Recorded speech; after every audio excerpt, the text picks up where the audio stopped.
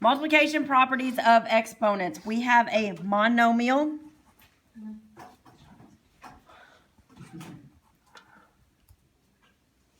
A monomial is a number, a variable, or the product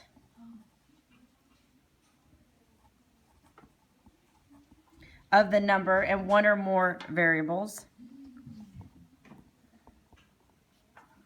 with non-negative integer exponents.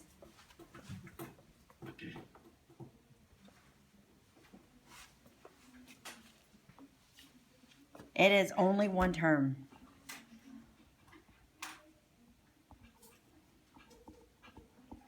Okay, mono means one term. So if you have just a number or just a variable, or if you have like 2 times x, that's a term together, that is a monomial. Okay? A constant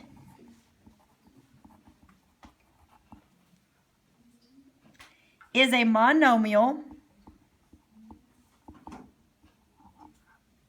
that is a real number. Okay? So let's identify some monomials. Okay, 10, just the number 10. This is a monomial. Actually, let's just write 10 and then let me highlight.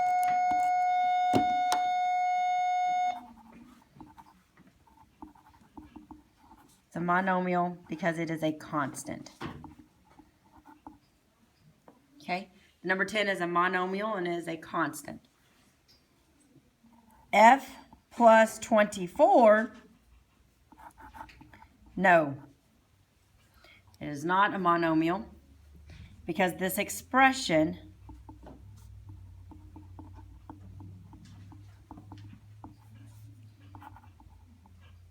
has addition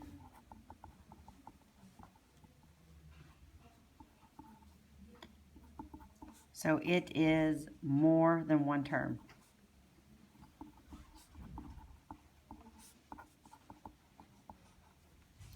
Now there's a reason I write that second part is because when you have an addition problem, y'all, anytime you have an addition, it cannot be a monomial.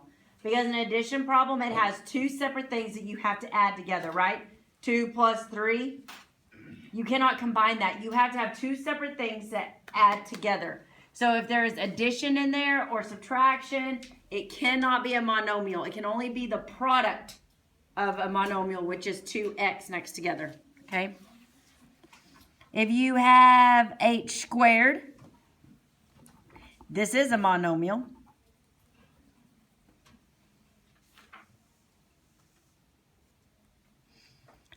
Because it is the product of variables.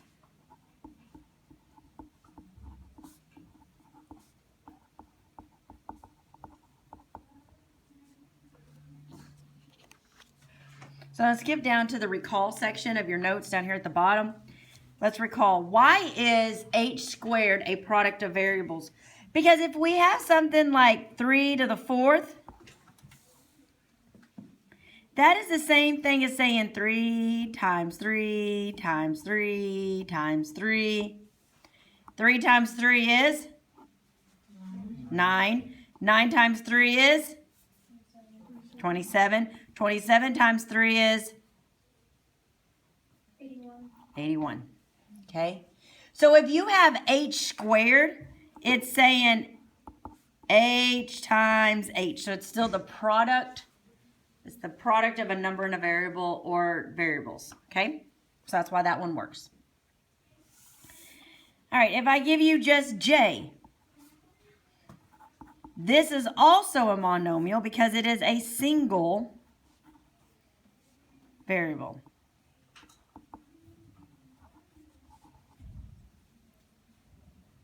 And single variables are monomials. Just a variable is a monomial. Okay? Now what we're fixing to do is we're fixing to go through the different properties of multiplying exponents. Now there's different ones with different names. You must pay attention. When you're doing your homework, you're going to have to flip back to the examples and figure out, is it the product of a product? Is it the product of a power? Is it the power of a product? There's all these different names that you're going to have to go through. So definitely look at your notes when you're doing your homework to figure out what you need to do. Okay? So the first one we're going to look at is product of a power. The words, to multiply two powers that have the same base, we must add their exponents. Okay? To multiply two powers that have the same base, we're going to add their exponents. Now, over here in the top, I just want to make sure that, well, I'll do it in the example. Okay, so the symbols. For any real number A and any integer P or M and P. All right. So the symbol would be, for any real number A, and my integer is M, so we have A to the M times A to the P. I would have A, M plus P.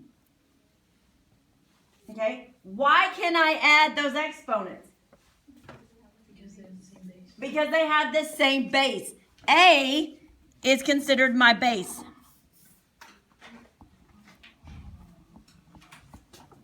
So if they have the same base, all I'm going to do is I'm going to add exponents. That's it. Okay? So let's do a few examples. Example 1. If I have b cubed times b to the 5th, do they have the same base? Yes. Yes. And what is my base? B. So then I would have b, and my exponent would be 3 plus 5, which means I have b to the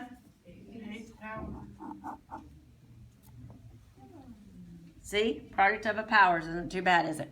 Okay, so we're just adding. Number 2, if I have g to the 4th times g to the 6th, I would have g to the 10th, because I say 4 plus 6, g to the 10th.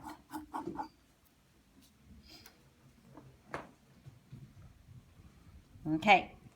This is one I want you to watch, example 3.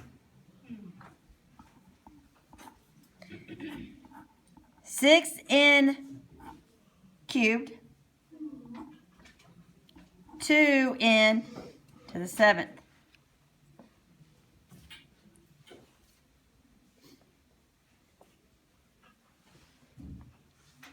Do I have the same base? Yes. Yeah. No. No, you don't. Because they have to be the same coefficient.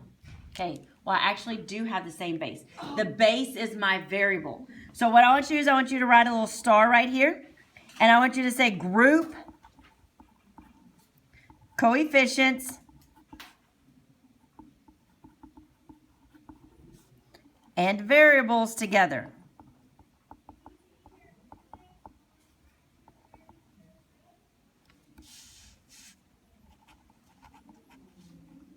So you're going to group coefficients and variables together.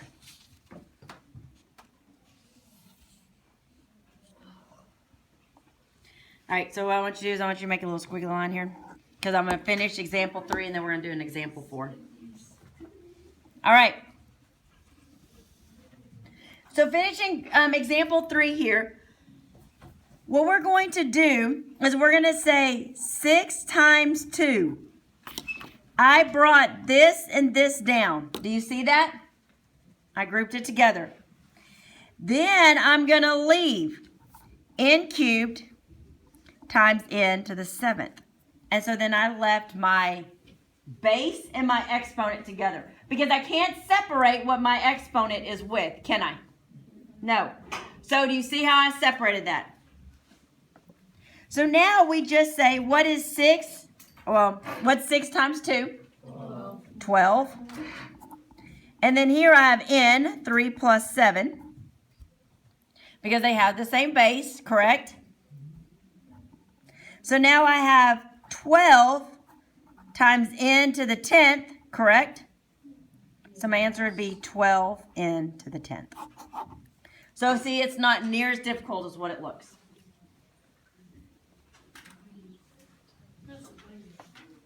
Okay, let's try another one.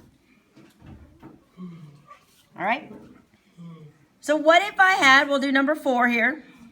What if I had 3 pt cubed, p cubed, t to the 4th.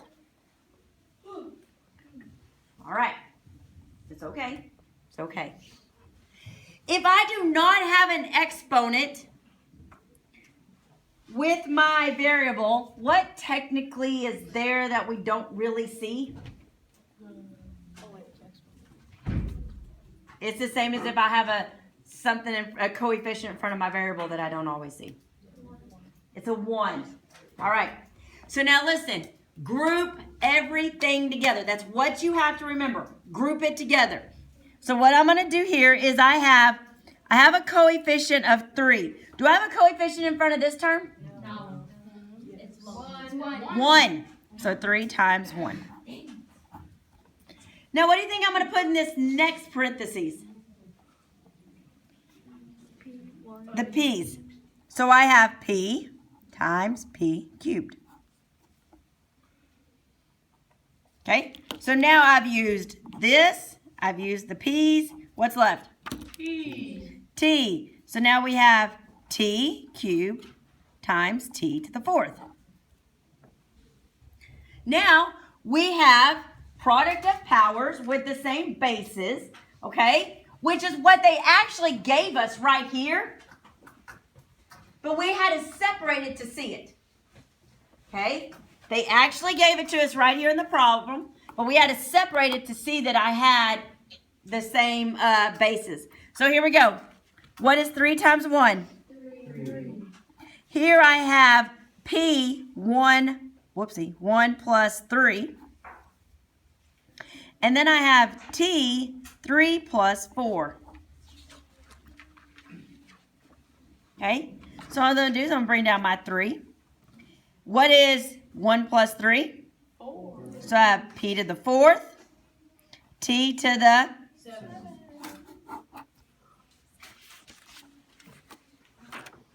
All right. Flip your page and now let's talk about, now that was product of powers. Product of powers, okay? When you're multiplying exponents together with the exact same base, it's called the product of powers. And we just add the exponent. So now let's look at the power of a power.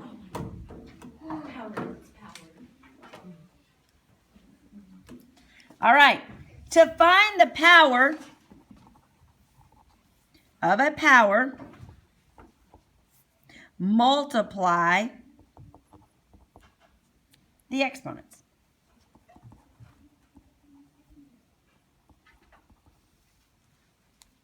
Okay, so in your textbook it always says, for any real number a and any integer m and p. So this one I would have, what does that look like? I would have a to the m times p, which would be m times p. Do you see how they look different? Do you see how they look different? Power of a power. Y'all, my p is the power of a power that I already have. Right? Yes. Say, power of a power, we're going to multiply. Okay. Example. If we have b 3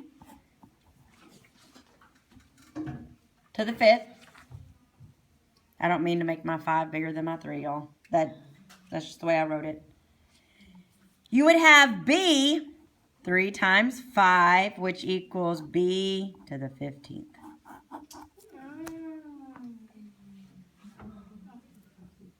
Okay.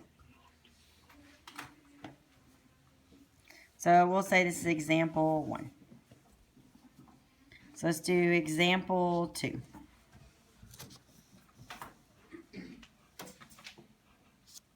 Okay. Let's do g to the 6th times 7.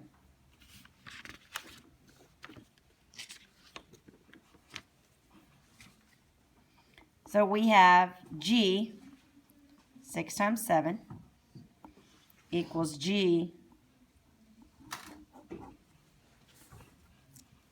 to the 42nd power.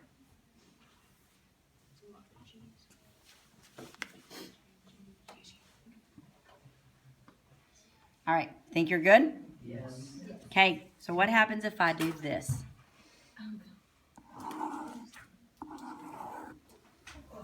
All right, number 1, bracket, parenthesis, 2 cubed, close parentheses, 2, close brackets, to the 4th. So just write it out. Bracket, open parentheses, 2, cubed, close parentheses, squared, close bracket, to the 4th. I think I said that correctly.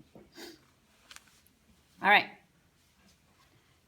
We have to work on the inside. Okay, we're going to work from the inside out. So if I cover this up, does that look like one of my examples above? Yes. So what would I write? 2 to the 6th power, right? So this is what we're going to write. We have 2, 3 times 2 to the 4th. That's exactly what y'all just did in your head. And then y'all said, well, Miss H, you have 2 to the 6th, which is correct. But I still have a 4 hanging out there. So now I have 2, 6 times 4. So my answer would be 2 to the what? 24th power. Well, then why are the brackets there? Like, what? The brackets is the next set of parentheses. Instead of saying parentheses, parentheses, parentheses, you have parentheses, and then they do brackets outside parentheses to separate it, so that we make sure that this is inside the brackets and this stuff's outside the brackets, so we're not messing up how many parentheses are on the right and on the left of our equation. All right, let's try another one. If y'all got that one, I'm pretty sure you're gonna get this one. All right, pretty quickly. Open brackets, 2 squared. Whoopsie, hold on. There needs to be a parenthesis in there. Y'all know me, my whiteout. Just hold up. Okay. Bracket, parentheses, 2 squared, close parentheses, squared, to the 4th.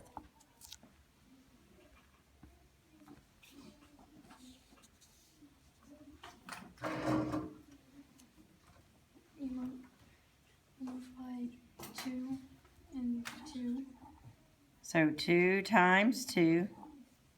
and then you multiply the 4. Okay. So you did all the steps. You did all the steps in like 1, which is fine. Okay. So then you say 2 to the 4th, right? And I still have that 4 on the outside. So then I have to multiply 2, 4 times 4, which gives me 2 to the 16th. Okay. Last one. So the first one we had was product of powers. Then we had power of a power. And now we're going to do the power of a product. Okay? I don't know why all the words are so closely related. It's just, here we go. As long as you know what they look like and how to solve them, that's what I'm worried about. Okay? There's very few times I'm going to say, is this the power of a power or a product of a power or the power of the product? I want you to be able to look at that problem and know how to solve it. Okay? Okay, power of a product. Words. To find the power of a product. Find the power of each factor and multiply. I said the word factor. Okay. It's going to be okay. It's actually very simple when you look at it. So if I were to have for any real number A and B and any integer m. So if I had the example A, B to the m, what I'm going to do, y'all, is I'm actually distributing my exponent on the outside to each variable on the inside. Okay?